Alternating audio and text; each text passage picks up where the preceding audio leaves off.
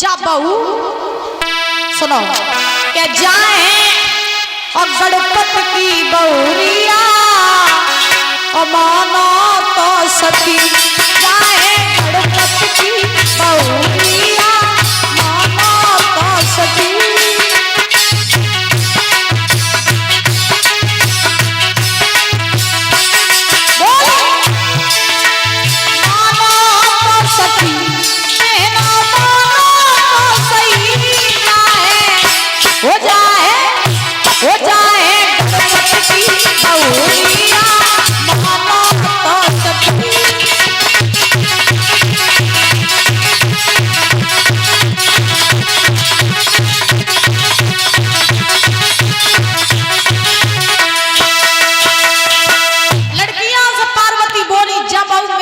गणेश की है।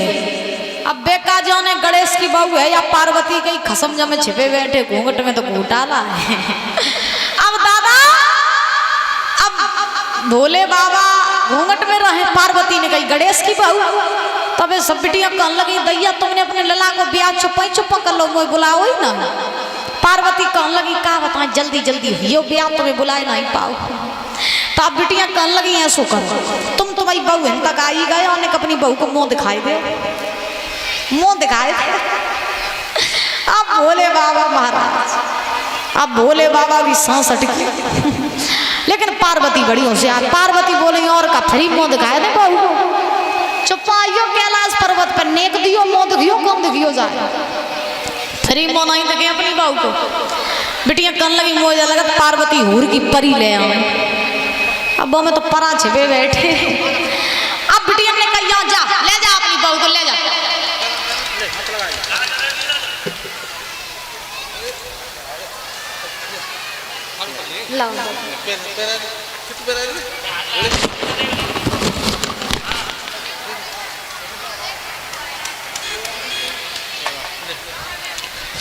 तो आज क्या हुआ, लड़की ने कही ठीक ले जाओ अपनी बहू को।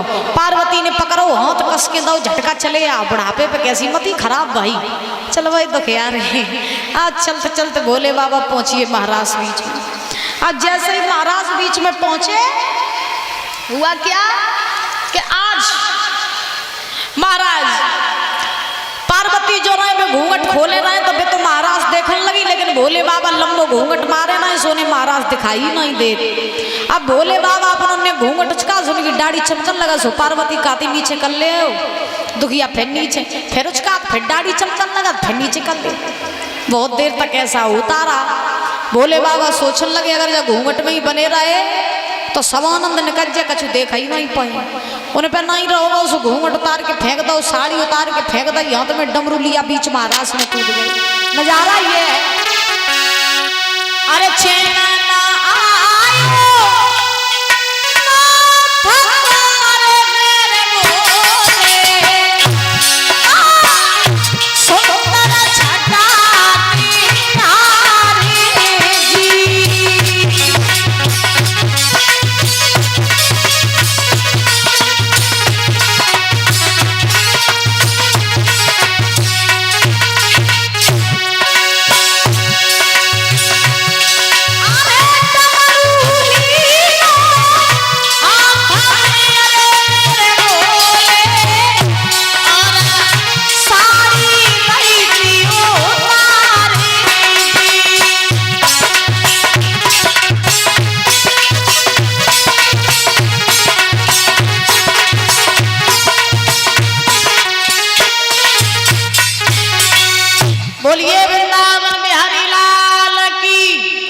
भोले बाबा ने साड़ी उतार के फेंक दी, हाथ में डमरू लिया, बीच महाराज में कूद गए।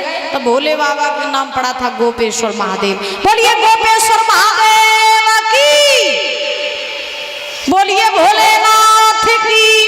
नमः पार्वती हर हर महादेव शंभो। अब बताओ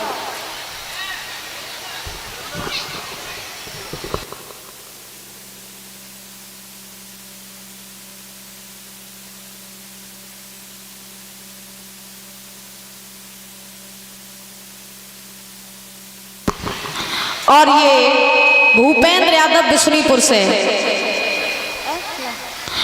और ये कलश वाली कन्याओं को सम्मान एवपति परिषद जी का और हमारे स्टाफ का, ये सबका सम्मान कर रहे हैं। एक बार जोरदार तालियां बजाएंगे। बहुत बहुत धन्यवाद है। आज सुखदेव भगवान समझा रहे हैं राजन परीक्षित, बड़े हर्षोल्लास के साथ में जो है भोले बाबा ने गोपियों के साथ में महाराज किया। और महाराज करने के बाद में कन्हैया भी वही नृत्य कर रहे, भोले बाबा भी वही नृत्य कर रहे। बड़े हर्षोल्लास के साथ में महाराज की लीला पूरी हुई है। महाराज लीला पूरी होने के बाद आज महाराज 6 महीने तक चला लगातार। भगवान कन्हैया ने गोपियों से कहा हमने अपनी लीला पूरी कर दी, अब तुम अपने अपने घर जाओ। गोपियां जो है दादा ये वृंदावन में आई है, भगवान वृंदावन में आए। भोले बाबा पार्वती को लेकर के कैलाश पर्वत पर पहुंचे।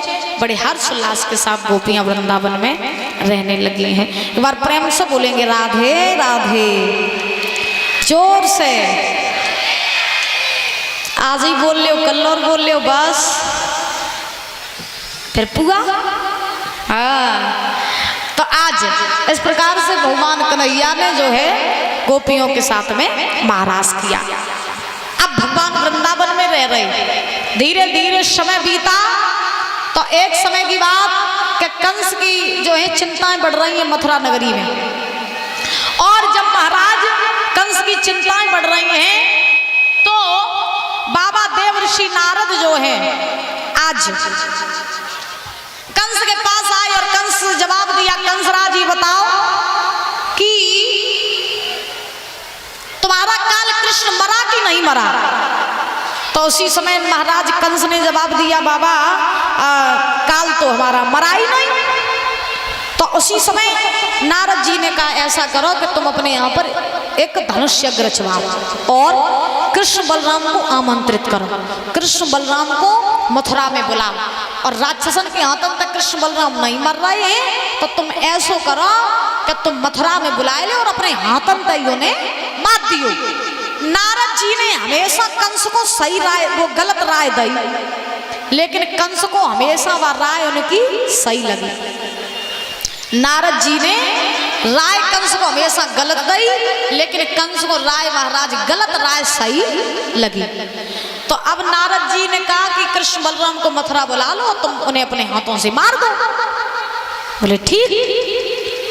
अब हुआ क्या, नारद जी वहां से चले गए। कंस ने अपने यहाँ पर महाराज एक धनुष यज्ञ रचवाने की योजना बनाई। और जब धनुष यज्ञ रचवाने की योजना बनाई तो महाराज नंद के लिए पत्र लिख दिया और पत्र में लिखा कि हे नंद, हम अपने यहाँ पर यज्ञ रचवा रहे हैं, तो उस यज्ञ में हम कृष्ण बलराम को बुलाना चाहते हैं, तो तुम कृष्ण बलराम को मथुरा भेज दो। पत्र लिख दिया। अब पत्र लिखने के बाद में महाराज कंस सोच रहा है कि पत्र वृंदावन में भिजवाएं किसके हाथों को, किसके हाथों भिजवाएं। तो अक्रूर जी को बुलाया। और अक्रूर जी को जब बुलाया है तो क्या हुआ कि कंस ने अक्रूर जी को वो पत्र दिया और जवाब दिया कि अक्रूर ये पत्र लेकर के जाओ और जो है कृष्ण बलराम को मथुरा लेकर के आओ। अक्रूर समझ गए विनाश काले विपरीत बुद्धि।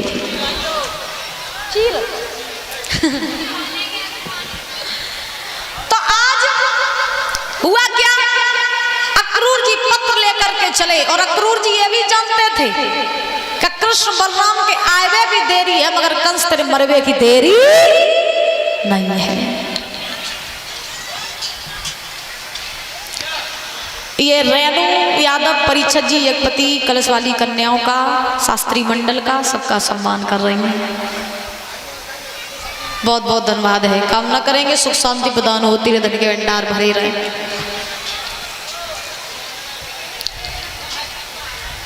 आज तो पंडाल में चीर ही चीर दिखाई दे रहा।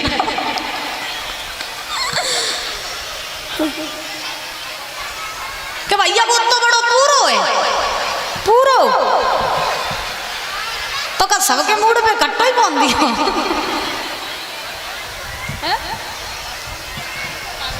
सबको है ना एक मूड तो है ना फिर ऐसे ऐसे ऐसे ऐसे आज देखिए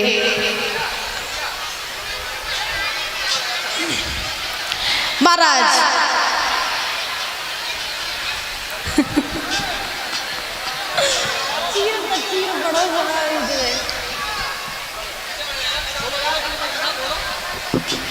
आज अक्रूर जी जो है चले हैं वृंदावन में और जैसे ही अक्रूर वृंदावन में चले हैं चारों तरफ महाराज आज अक्रूर जी का खूब स्वागत और सम्मान हो।